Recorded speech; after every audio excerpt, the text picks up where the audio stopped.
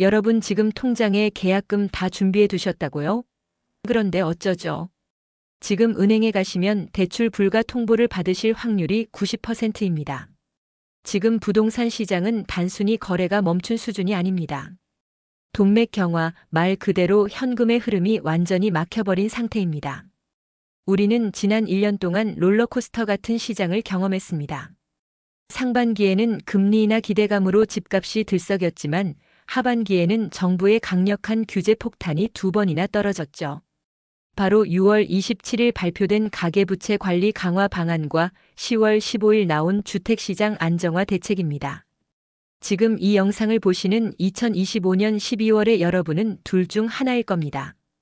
대출이 막혀서 발을 동동 구르고 계시거나 아니면 현금을 쥐고 언제 들어갈지 타이밍을 재고 계시거나 오늘 영상에서는 남은 2025년 한 달 그리고 다가올 2026년을 위해 우리가 당장 해야 할 생존 전략을 확실하게 정리해 드리겠습니다. 단순히 기다리라는 뻔한 이야기는 하지 않겠습니다. 지금 시장에서 피를 흘리고 있는 실제 사례자와 살아남은 승자의 차이를 분석하고 정부 정책의 행간에 숨겨진 진짜 의도를 파헤쳐 드리겠습니다. 만약 이 영상을 끝까지 보지 않으신다면 내년 초 급매물이 쏟아질 때 멍하니 구경만 하게 되실지도 모릅니다. 좋아요와 구독 한 번씩 눌러주시면 여러분의 자산을 지키는 소중한 정보를 가장 빠르게 받아보실 수 있습니다. 먼저 최근 제가 상담했던 30대 직장인 김대리님의 이야기를 들려드리겠습니다. 김대리님은 연봉 7천만 원의 건실한 직장인이고 신용 점수도 900점대 후반입니다. 서울 마포구의 30평대 아파트를 매수하기 위해 지난 9월 가계약을 맺었죠. 당시만 해도 은행 창구에서는 대출 한도가 충분히 나온다고 했습니다. 하지만 잔금을 치러야 하는 12월 현재 상황은 완전히 뒤집혔습니다. 은행에서는 정부의 11호 대책 가이드라인 때문에 대출 한도가 1억 원이나 줄어들었다고 통보했습니다. 김 대리님은 결국 제2금융권까지 문을 두드렸지만 금리는 연 6%대를 불렀고 그마저도 DSR 규제에 걸려 거절당했습니다. 계약금 1억 원을 날릴 위기에 처한 김 대리님은 지금 밤잠을 설치며 지인들에게 돈을 빌리러 다니고 있습니다. 반면 40대 투자자 박 과장님의 사례는 정반대입니다. 박 과장님은 6.27 대책이 발표되자마자 시장의 신호를 읽었습니다. 정부가 가계부채를 잡겠다는 것은 곧 돈줄을 죄겠다는 강력한 시그널이라고 판단했죠. 박 과장님은 무리하게 상급지로 갈아타려던 계획을 전면 수정했습니다. 대신 가지고 있던 현금과 감당 가능한 수준의 대출을 활용해 저평가된 수도권 외곽의 급매물을 7월 초에 매수했습니다. 그 결과 11호 대책 이후 서울 핵심지 가격이 주춤하는 사이 박 과장님이 매수한 지역은 GTX 개통 호재와 맞물려 오히려 가격 방어에 성공했습니다. 똑같은 2025년을 살았지만 누군가는 자산 증식의 기회를 잡았고 누군가는 자산 붕괴의 위기를 맞았습니다. 도대체 2025년 하반기 우리 시장에 무슨 일이 있었던 걸까요? 이 비극과 희극의 갈림길에는 정부의 두 가지 결정적 정책이 있었습니다. 팩트를 체크해 보겠습니다. 먼저 지난 6월 27일 금융위원회가 발표한 가계부채 관리 강화 방안입니다. 핵심은 스트레스 DSR의 전면 적용 확대였습니다. 단순히 금리에 가산금리를 더하는 수준을 넘어 전세대출까지 DSR 산정에 포함시키겠다는 내용이 시장에 큰 충격을 줬습니다. 이로 인해 갭 투자의 길이 사실상 막혀버렸습니다. 전세를 끼고 집을 사려던 투자 수요가 일시에 실종되면서 7월과 8월 거래량이 급감하기 시작했습니다. 그런데 시장이 예상과 다르게 움직였습니다. 거래량은 줄었지만 서울 핵심지, 특히 강남과 용산의 신고가는 멈추지 않았습니다. 똘똘한 한 채 현상이 심화되면서 현금 부자들만의 리그가 형성된 것이죠. 이에 당황한 정부는 10월 15일 추가 대책을 내놓습니다. 이것이 바로 주택시장 안정화 대책입니다. 이 대책의 무서운 점은 핀셋 규제가 아니라 광역 규제였다는 점입니다.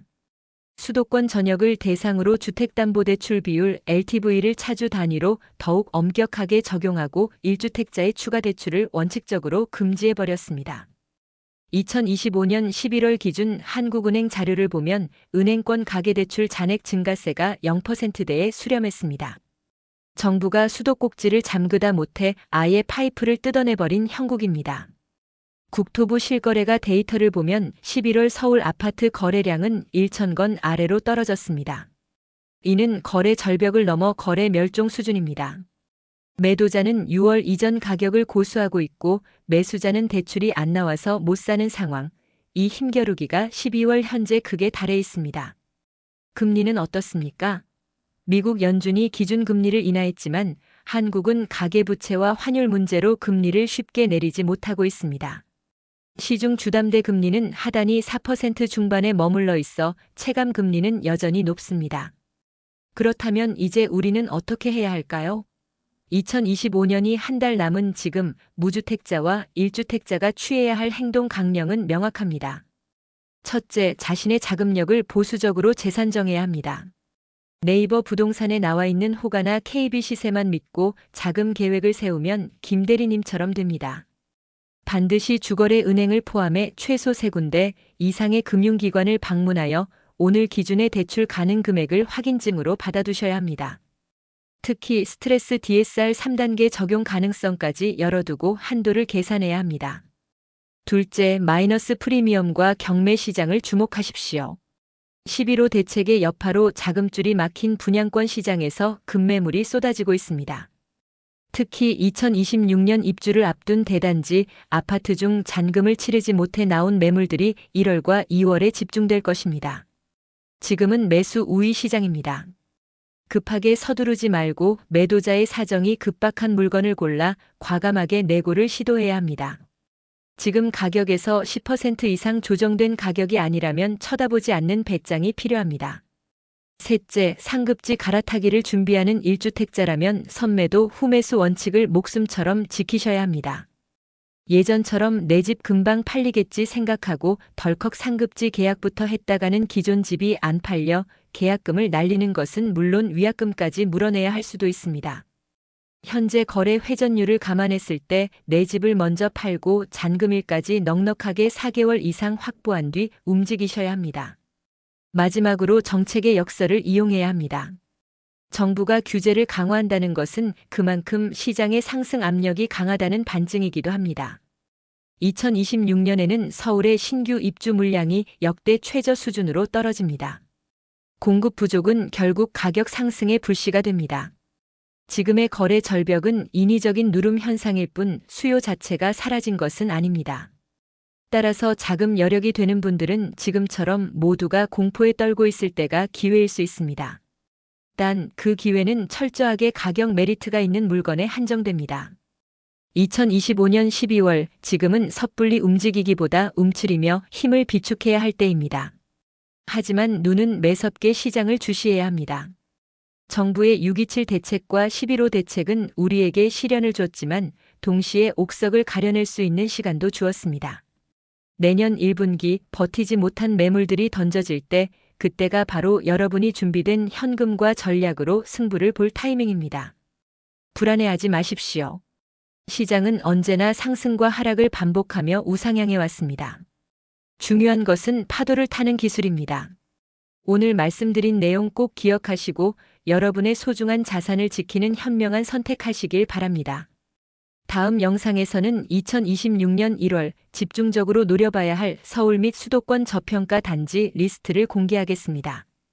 이 정보 놓치지 않으시려면 구독과 알림 설정 지금 바로 부탁드립니다. 시청해 주셔서 감사합니다.